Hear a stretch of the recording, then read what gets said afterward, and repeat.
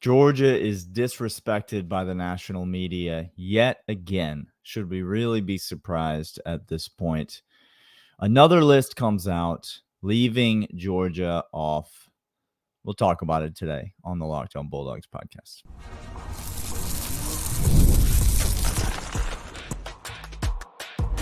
You are Locked On Bulldogs, your daily podcast on the Georgia Bulldogs.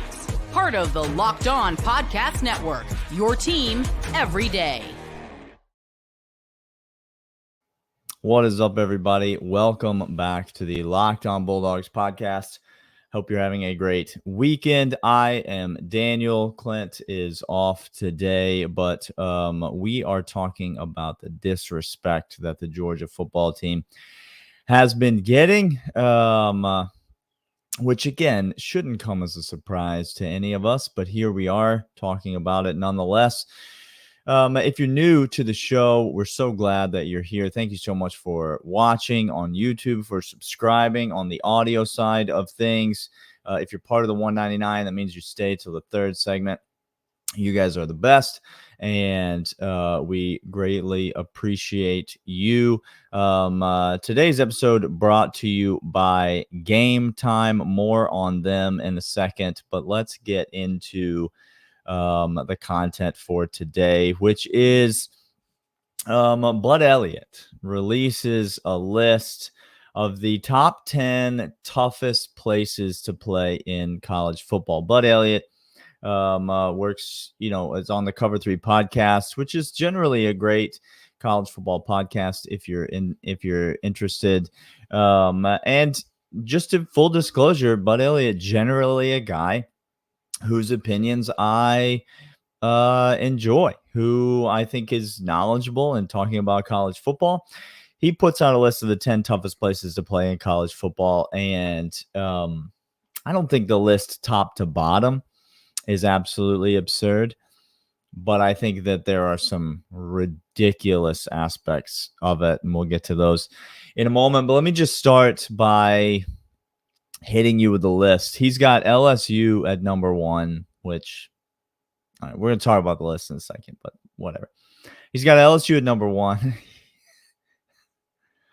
He's got Ben Griffin Hill Stadium in Gainesville, Florida at number 2 on his list.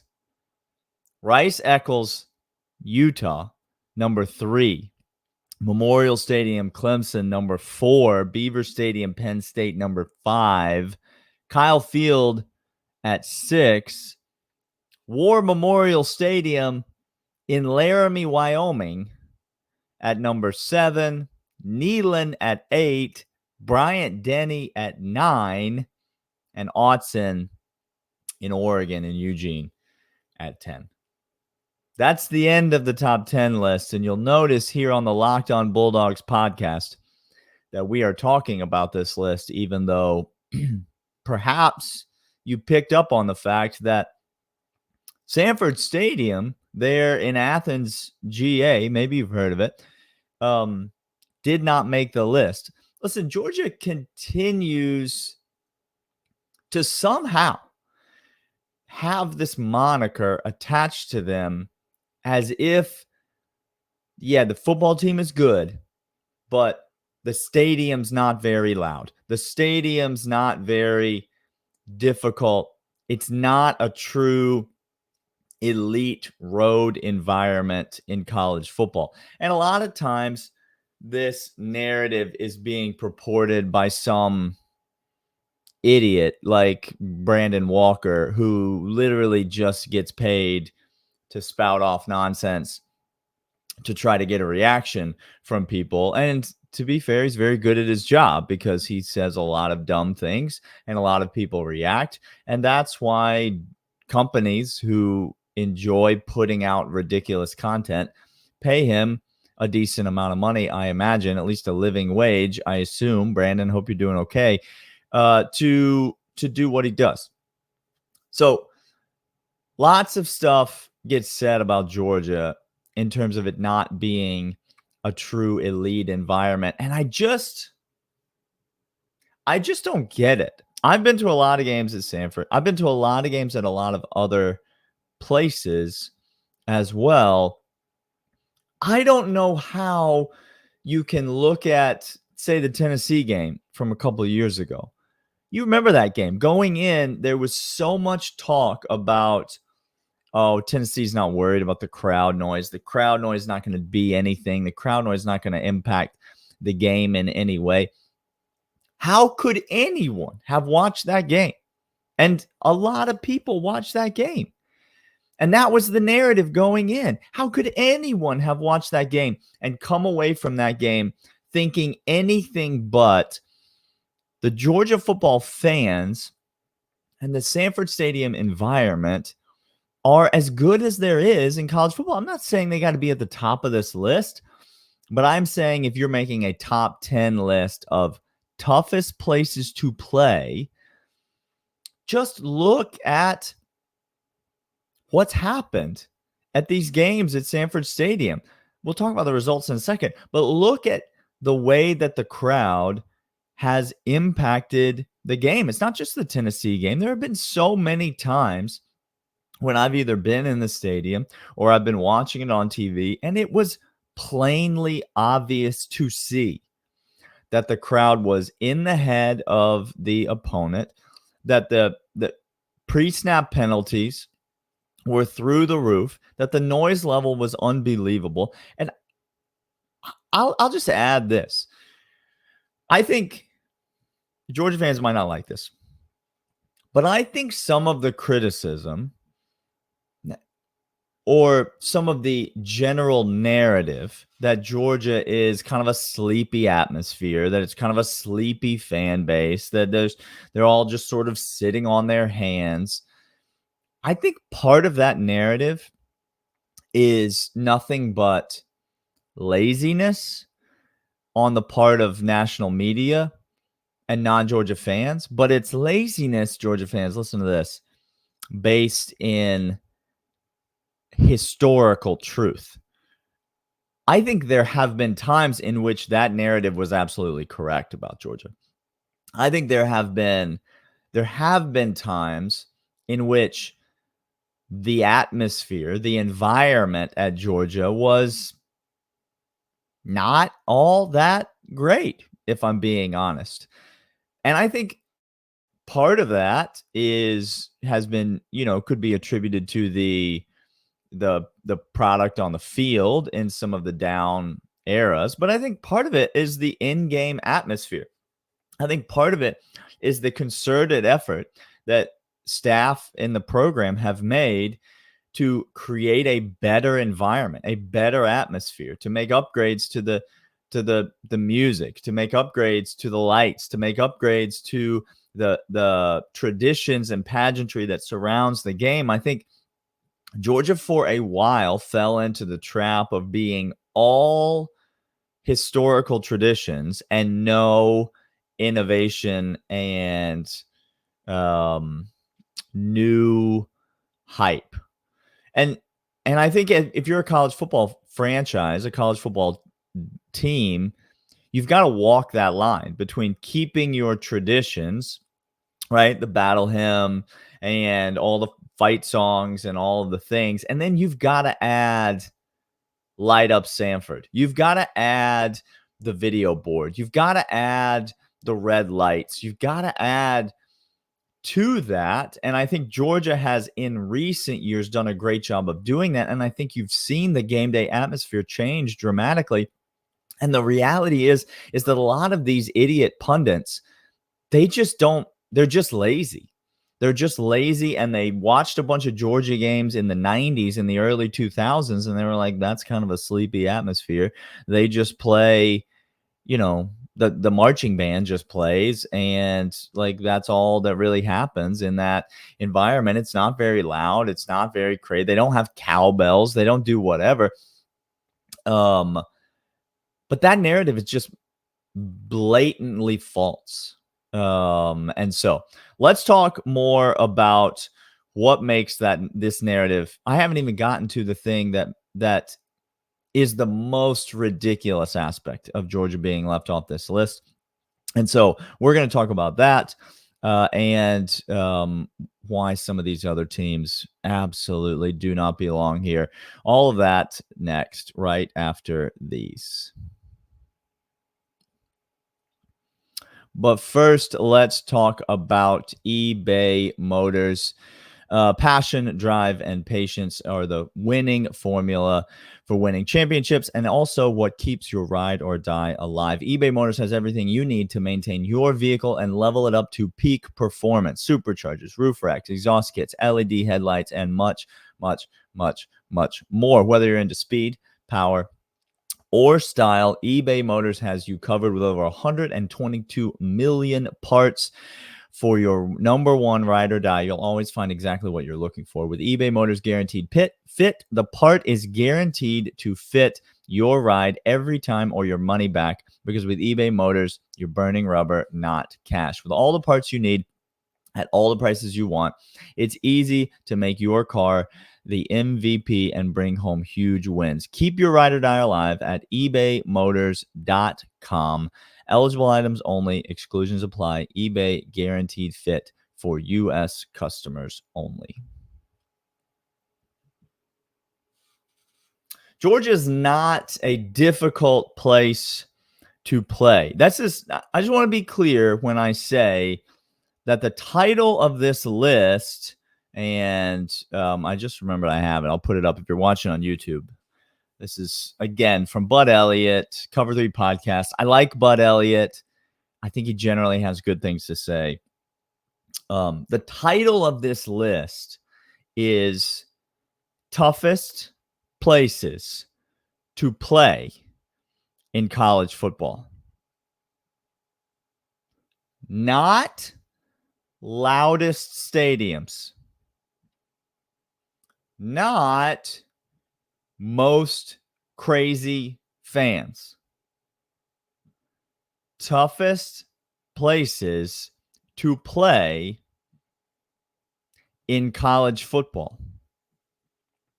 How could you possibly tell me that there is a tougher place to play right now in college football than Sanford Stadium in Athens? Like, how? What will your logic be? Georgia hasn't lost a game at home in years. Do you understand what I'm saying? Years. And you might say, well, Georgia's a really good team. Cool. Alabama lost a game at home last year. Georgia hasn't lost a game at home in 32 straight home games. The nation's longest 32 consecutive home winning streak. Georgia is 41-1 in the last 7 years of playing college football in Athens, Georgia. 7 years under Kirby Smart. 41-1 at home. There's no team in college football whose record even comes close. There's no one who's had the success Georgia has had at home. But all of these pundits and national media leave Georgia off all these lists. Why? CBS just put out a recent list, which, again, Bud Elliot works for CBS because the Cover 3 Podcast puts on CBS. And so I'm sure it's related. They had Georgia as the 6th ranked SEC home environment. 6th. And the reason given is that the reason for Georgia's success is because of all the talent that Kirby Smart has. Which, again, I'm going to start developing a nervous tick. Clint, my co-host, every time somebody says thunder and lightning, goes into cardiac arrest. Every time somebody mentions the level of talent that Georgia has, I'm going to begin to twitch. Because, again, it's just a lazy person's excuse. Look at the 3 stars that Kirby Smart gets drafted. Kirby has talent because, yes, Kirby recruits very well. And Kirby develops untalented players. Coming out of high school, players that are not deemed talented come to Georgia, and all of a sudden, oh my gosh, he's actually pretty talented. Well, he was always talented. It's just that Kirby knows more about talent than recruiting gurus and insiders. And so, yeah, Georgia's not deemed to have a tough home environment because Georgia's really good. Okay. But Bryant-Denny's a really tough place to play. Now, that's interesting because I think objectively speaking, Alabama's been pretty good over the last, say, 7 years.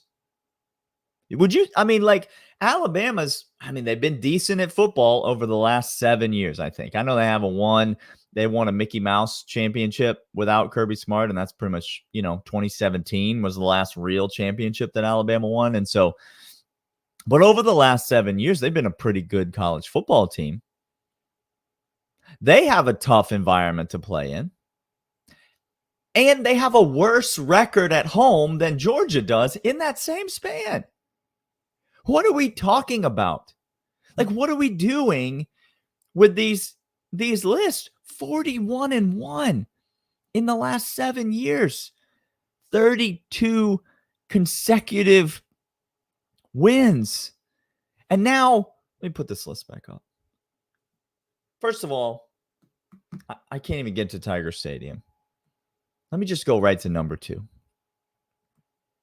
The Swamp. All right. Full disclosure here, Bud Elliot. Bud Elliot, Florida State beat writer. Kind of noted Florida State homer. Writes for the Florida State beat, has for a long time. Does a good job covering the Florida State beat. His colors are coming through here because there is no way on God's green earth that right now you could look me in the eye and tell me that Ben Griffin Hill Stadium, the Swamp, the vaunted Swamp, is a tough place, even not the toughest place, is even a tough place to play in college football. How would I come to that conclusion? Well, you got to go back 5 years. I just told you that Georgia hasn't lost a game at home in 32 consecutive games. You have to go back 5 years to get to the first season when Florida didn't lose at least one game at home, meaning they've lost a game at home in each of the last 5 seasons. And in the last 4 years, Florida's lost 6 games at home. A reminder, you only play about 4 to 5 games, like 4 to 6 games at home, depending on your neutral site schedule, which Florida has. Neutral site game, obviously, in the cocktail party, and sometimes they play neutral site games against other teams like Miami.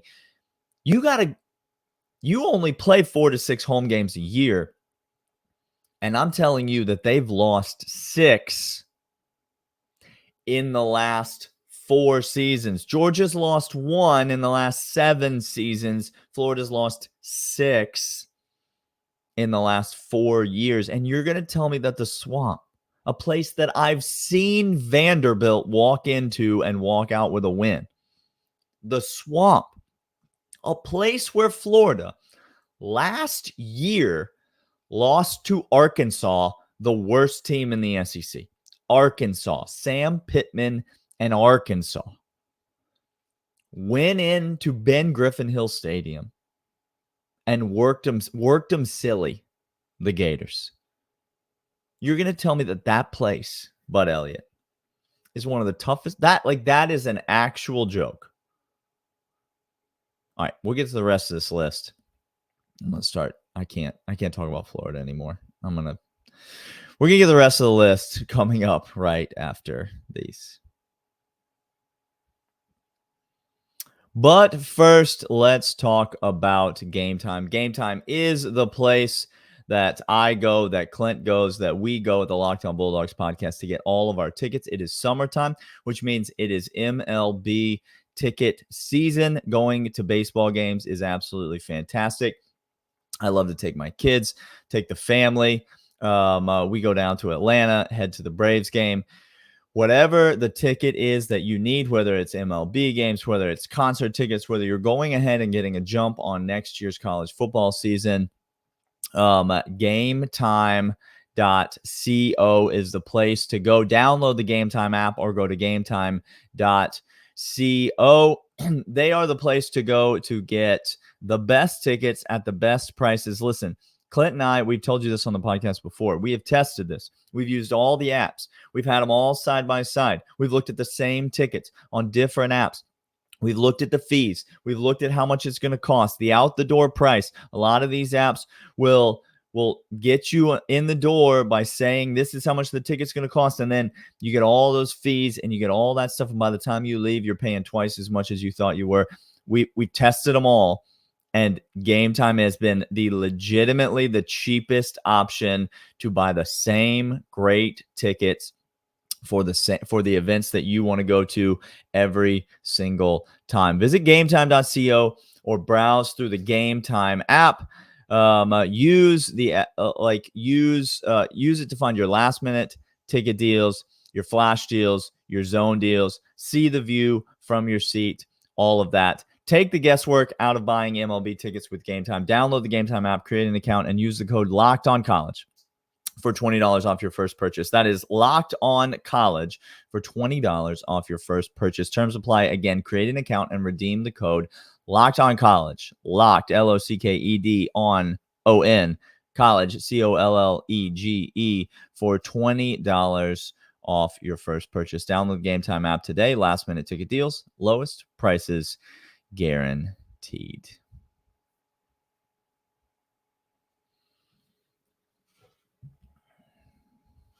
All right. Let's wrap it up here. $199. We're glad that you're here. Happy Saturday to Friday, whenever it is you're listening to this. Glad that you're here. We're talking about Bud Elliott's ridiculous list of the toughest places to play in college football. Georgia's left off the list. We already talked about Ben Griffin Hill Stadium. Listen, there's several teams on this list I actually don't have a problem with. Tiger Stadium, LSU, I think the lazy take on Georgia is to look at the past and say that's still what's true about Georgia. I think you get a little bit of that with LSU. If I'm being honest, I think you get a little bit of that with LSU. I think part of the hype carries them a little bit in terms of actually being a tough place to play. But I'll give you that. Rice-Eccles, I don't have any problem with that. I think it's a tough place to play. Schools like Rice-Eccles and War Memorial, which is Wyoming's, which, again, it's not like you take any team in the country, you make them go to Wyoming, and they're probably going to win that game. It's not necessarily but the environment is tough. You're at altitude. I get that. Like, it is a physically difficult environment to play in. But, I mean, Beaver Stadium, Penn State, the whiteout, it's all hype. It's all smoke and mirrors. Clemson, are we really talking about that rock and running down the hill and acting like Clemson is a legitimately tough place to play in college football? I don't know. I said it already, but I think some of the logic that gets used to disqualify Georgia from some of these lists is the same logic that's used for a school like Bryant-Denny to put them on the list. I just can't see any way in which the environment at Bryant-Denny is any tougher than the environment at Sanford Stadium, especially given the fact that Georgia's won more games at home than Alabama has in the last several seasons. So, Neyland Stadium, absolute joke. I mean, if we were making a list of the most dangerous places to play college football, the places that you are most likely as an opposing player to get hit with a battery or a mustard bottle, then 100% put the old boys from Knoxville on the list. Neyland Stadium belongs in the toughest places to play college football. If we're talking about beating Tennessee at Tennessee, 41-0 was all right. And then Georgia just kept beating Tennessee at Tennessee over and over and over again. Maybe the reason, hang on. I'm starting to come around on Bud Elliott's side here. Maybe the reason that Georgia has such a good record at home is because Georgia never has to play Georgia at home. And Georgia's the team that's good. So Florida, well, they never have to play Georgia at home either, or their home record would be a lot worse. Tennessee, though, they have to play Georgia at home. Maybe the reason they lose games at home is just because they have to play Georgia at home, and we only have to play Tennessee at home. Number 1 ranked national champion Tennessee, who comes to Athens and absolutely gets destroyed. Not just by the Georgia football team, not just by a drizzle, but also gets destroyed by the crowd, the best fans in all of college football. You, the Georgia football fans, the 199. Thanks for being part of the Locked On Bulldogs podcast. Clint and I will be back next week. We got a bunch more to talk about this offseason. We're going to start breaking down the roster. We're going to continue to talk about recruiting. There's lots more happening on the recruiting trail. We've got lots to cover, lots to discuss, and we will see you guys next time.